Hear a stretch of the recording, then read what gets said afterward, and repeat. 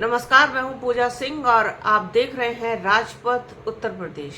दोस्तों, स्वागत है आप सभी का आज के इस नए वीडियो में। जैसा कि आप लोग जानते हैं कि उत्तर प्रदेश में 2027 के विधानसभा चुनाव के लिए चुनावी बिगुल बज चुका है। सभी पार्टियां अपने अपने लेवल पर, अपने अपने स्तर पर तैयारियां शुरू कर चुकी हैं। इसी क्रम में आज असदुद्दीन ओवैसी की पार्टी AIMIM ने भी अपना चुनावी बिगुल फूंक दिया है बहराइच से। पूरे जोश के साथ असदुद्दीन ओवैसी की पार्टी मैदान में उतर रही है, अपने पहले प्रत्याशी की घोषणा भी कर दी है। यूपी में चुनावी हलचल शुरू हो चुकी है। AIMIM चीफ असदुद्दीन ओवैसी ने बहराइच से चुनावी अभियान की न सिर्फ शुरुआत की बल्कि पहले प्रत्याशी का भी ऐलान कर दिया। ओवैसी ने भाजपा को हराने के लिए गठबंधन की बात करके भाजपा विरोधी खेमे में खलबली मचा दी।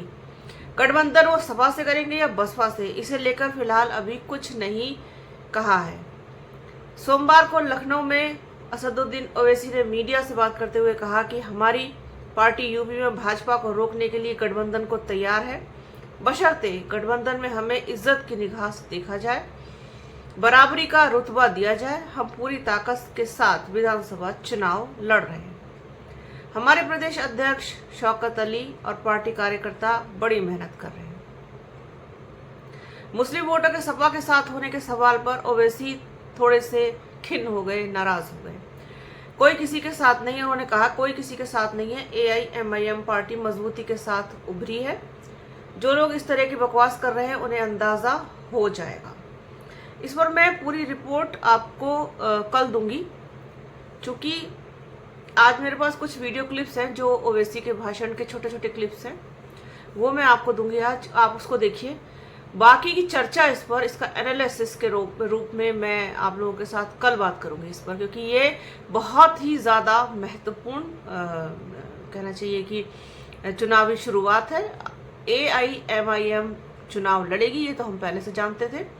अकेले लड़ेगी, किसी के साथ गठबंधन में लड़ेगी, ये अभी नहीं कहा जा सकता है। कयास ये लगाए जा रहे थे कि बसपा के साथ जा सकती है। अब देखते हैं बसपा क्या मूव लेती है इस पर। फिलहाल तो असदुद्दीन ओवैसी भारतीय जनता पार्टी के विजय अभियान को रोकने के लिए पूरी तरीके से तैयार है गठबंधन में जाने को। समय तय करेगा कि वो किसके साथ गठबंधन करेंगे। तो आप लोग फिलहाल वीडियोस देखिए, बाकी इंतज़ार कीजिए। मैं कल आप लोगों को साथ एक इस पर एनालिसिस रिपोर्ट शेयर करूंगी। तो आज के इस वीडियो में फिलहाल इतना ही। वीडियो कैसा लगा कमेंट बॉक्स में बताइएगा, शेयर कर दीजिएगा। बने रहिए चैनल के साथ। चैनल को लाइक शेयर सब्सक्राइब कीजिए। बेल आइकन घंटी जैसी आकृति भी ज़रूर दबाइएगा। अपना और अपनों का बहुत ख्याल रखिए। जल्द मिलूंगी आपसे एक नए वीडियो में, एक नए मुद्दे के साथ, एक नई चर्चा में। तब तक के लिए जय हिंद। बुजुर्गान कौम और मिल्लत, मेरी इज़्ज़तदार माँ और बहनों, गयूर नौजवान साथियों, मैं आप तमाम का दिल की गहराइयों से शुक्रिया अदा करता हूँ कि बहराइच की सरजमीन और मटेरा विधानसभा में जो मजलिस इत्तेहादुल मुस्लिमीन का एक तारीखी जलसे आम हो रहा है, इसको आस किया और आज आप यहाँ पर जमा हुए हैं। आप तमाम का मैं अपनी जानिब से और मजलिस इत्तेहादुल मुस्लिमीन की जानिब से शुक्रिया अदा करता हूँ। मंच पर बैठे हुए उत्तर प्रदेश के मजलिस इत्तेहादुल मुस्लिमीन के सदर मोहतरम जनाब शौकत अली साहब, दोस्तों और बुजुर्गों, मैं आपके सामने ये अर्ज करने के लिए आया हूं कि जैसा कि आप जानते हैं कि आइंदा साल उत्तर प्रदेश में विधानसभा के चुनाव होने जा रहे हैं और मजलिस इत्तेहादुल मुस्लिमीन हमेशा ये कोशिश करती आई है कि जहां पर कमजोरों की एक सियासी ताकत को मजबूत किया जाए। मेरी आपसे गुजारिश ये है कि अगर आप संविधान को पढ़ेंगे तो संविधान की दफा 37 को अगर हम पढ़ेंगे और संविधान का जो पहला पन्ना है, पहला सफा है, उसको अगर आप पढ़ेंगे, लफ्ज इस्तेमाल हुआ इंसाफ का, जस्टिस का। अगर आप समझ रही है, अगर आप चाहते ये है कि जमीनी सतह से उत्तर प्रदेश में आपकी एक लीडरशिप बने, तो मेरी आप तमाम से गुजारिश है, कह रही है कि मुझसे इंसाफ करो। देखना यह है कि क्या उत्तर प्रदेश के मुख्यमंत्री इंसाफ करेंगे या नहीं करेंगे। मेरे अजीज दोस्तों और बुजुर्गों, मुझ पर इल्जाम लगा दिया जाता है। आज हम आपकी इस मुबारक सरजमीन को आ रहे थे, ये बहादुरों की सरजमीन है बहरेच और मटेरा। तो ये समाजवादी पार्टी के लोग ये कहना शुरू कर दिए कि असदुद्दीन ओवैसी आएगा तो भाजपा को फायदा होगा। बता अखिलेश यादव, बिहार में तुमने अपने 5 सांसद को भिजाया था कि ओवैसी ना जीत पाए। तुम्हारे 5 सांसद सीमांचल किशनगंज में आकर 15 दिन बैठ गए, रोज मीडिया से बात करते, रोज गांव-गांव जाकर जनता को बताते, मगर नतीजा क्या निकला? जिन 4 विधायक को अखिलेश यादव के भाई तेजस्वी यादव ने मंदलिस से तोड़ लिया था, सीमांचल की जनता को लाखों सलाम। क्या ओवैसी, क्या तुम नहीं देखते कि उत्तर प्रदेश के विधानसभा में बड़ी बड़ी पार्टियों के मुसलमान और दलित विधायक जीत कर जाती हैं?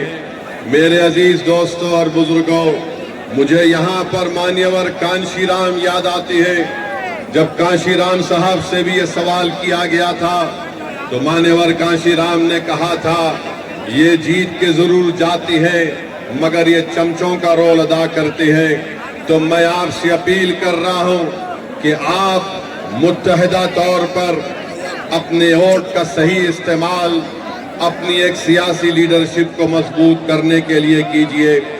यकीनन इंशाअल्लाह ताला हमारी भी कोशिश होगी कि दोबारा यहाँ पर बीजेपी की सरकार उत्तर प्रदेश में ना बने।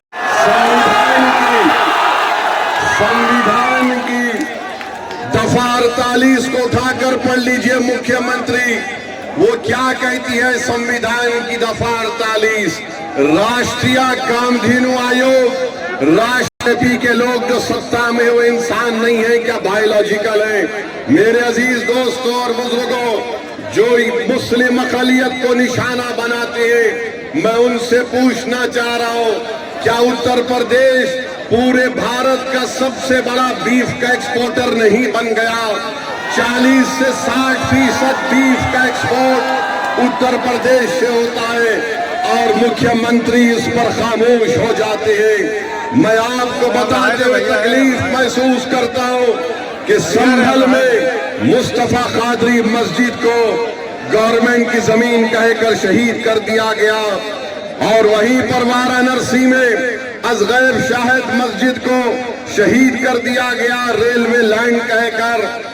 और उत्तर प्रदेश में संभल की मस्जिद को जब तोड़ दिया गया तो मस्जिद से पुलिस ने बताया कि वहां से पोस्टर निकले जिस पर लिखा हुआ था आई लव मोहम्मद। मैं बताना चाह रहा हूं कि दुनिया के जितने मुसलमान हैं उन तमाम का ईमान यह है कि हम मोहम्मद सल्लल्लाहु अलैहि वसल्लम से मोहब्बत करने वाले हैं। हमारा ईमान ही मुकम्मल नहीं होता जब तक हम मोहम्मद सल्लल्लाहु अलैहि वसल्लम से मोहब्बत नहीं करते हैं।